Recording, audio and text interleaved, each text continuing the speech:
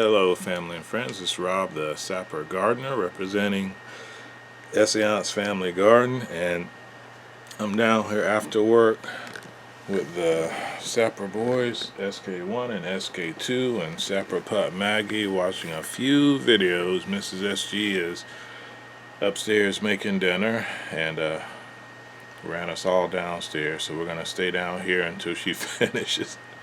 And while we're down here, I just finished watching, or I'm a few seconds away from finished watching, our friend Renee at Renee's Garden. And she's getting her garden beds ready, and yeah, that's a motivation for me to get out there and get a few more beds ready.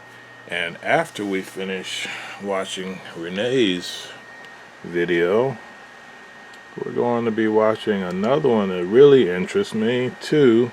And that's Garden Love Homestead, our friend Diana.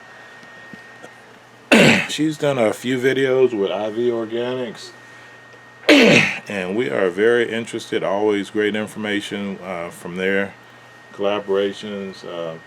But they're going to be talking about some fig propagation lessons. And anybody who's watched my channel knows that I'm also, in addition to being the Sapper gardener, I'm also the fig killer. So I've killed a lot of figs, so hopefully Diana and IV Organics can help me to keep our figs alive.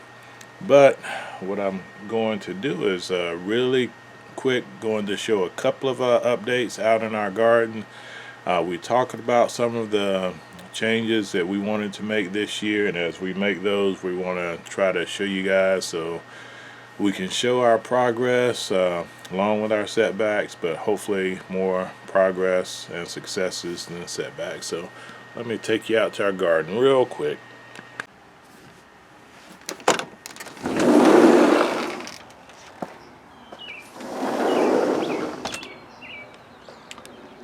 So we're getting our area here near the basement together. We got this bed together. We got a worm bin bucket over here. I probably need to put that a little bit deeper. But this bed has carrots and radishes in it. You can hopefully see them popping up.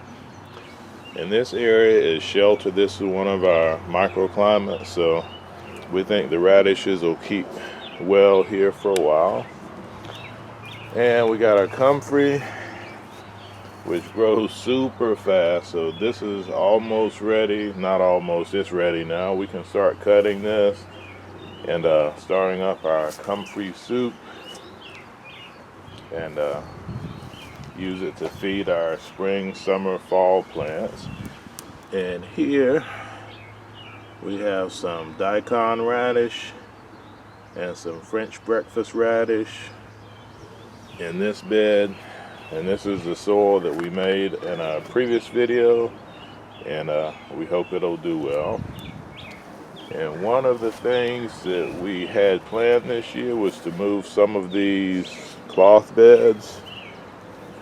And this one we moved from our back fence over here, and it is filled up now with strawberries, and we hope to see some strawberries popping up soon.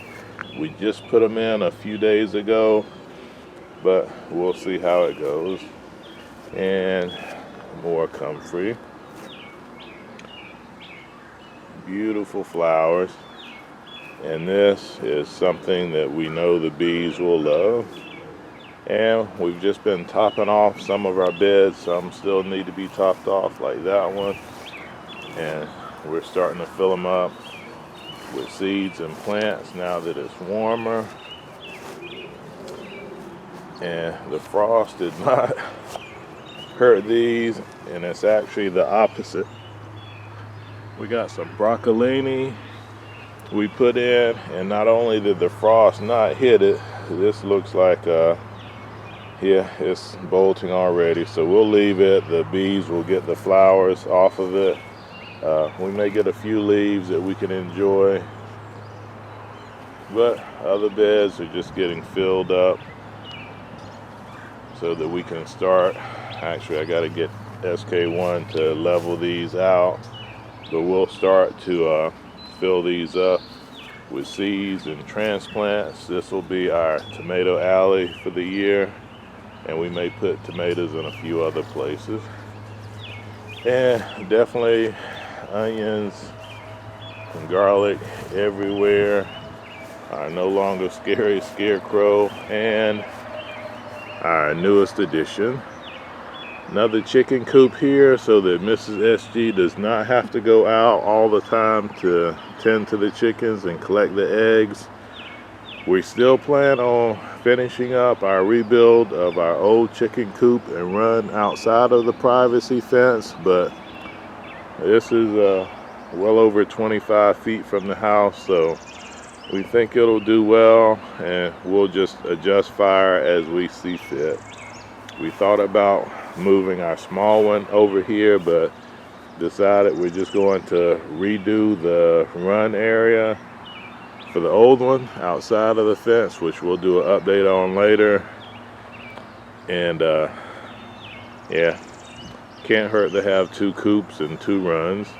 And this we got as a discount. I'll do a full review of it later, just some updates. And our horseradish is doing good. We got to keep deadheading it so that we don't get horseradish everywhere. And of course our burdock is doing good. Burdock, typically you should, if you want to eat the leaves, you want to harvest it when the leaves are smaller. But what we do is we'll let some of the leaves get bigger. We're primarily growing it for the roots this year. We'll take these huge leaves and we'll cut those off, and as we plant in the garden, we'll use those as a organic natural mulch to help suppress weeds. So some things already out in the garden, some things plan to go out. We got our Jerusalem artichokes here, which will still move these over into our micro orchard once we get the area set up for them. But if these grow in, they'll be just like other sunflowers in here until we get some bags like those filled and set up for a more permanent space in the garden. So real quick update. I may have mentioned on another clip that our inverter went out on our solar panel systems. So I got a new inverter now. I got actually a Energizer 1000-watt inverter that I'll be hooking up today so that we can keep our greenhouse cool. Our greenhouse does have a window here in addition to the fan, so when the days get hot we can open this window and let some cooler air in and level the temperature out. But lots in the greenhouse just waiting to go out. And really quick, I've already added in some shelving, which this was a idea from one of our YouTube friends. We put some removable shelving in, so we put 2 to see how it does space wise, and this works for us. So since we use the greenhouse mostly to start plants in the spring, and in the cold months we'll take these shelves off and we'll have room to put our rising potted plants in. So hopefully that works. Our solar panels actually are working fine. Our battery is staying fully charged. I just need to hook up the new inverter, which I may put a clip of that at the end. Dinner time in 5 minutes, so this is going to be a really short video. So our inverter is already gone out, which we always have redundancies on top of redundancies. So we've got multiple solar generators, so we're using one of our small Jackery. I think that's the 160, could be the 240. But until I get another inverter, we'll use that to run our fan in there because it does get really hot. But our Dog's getting some exercise.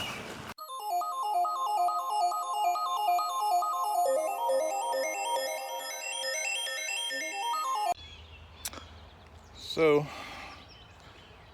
my brother from another mother, Dan, at Dan Permaculture Food Forest, asked us how our persimmon trees are doing, and they are doing good. I'm gonna flip you guys around.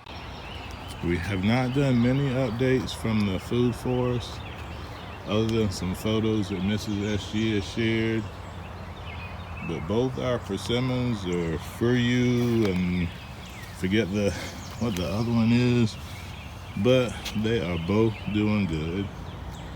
So we may or may not get fruit from these this year, but they're alive, they're healthy, and they're kicking, and hopefully continue to do well. So real quick update on those for our brother Dan. And the reason we have not done many updates is it's just stayed so wet over here. We have not been able to do much cutting, but that's gonna have to change. We got a week of hopefully dry weather, maybe, to get out here and get this tank.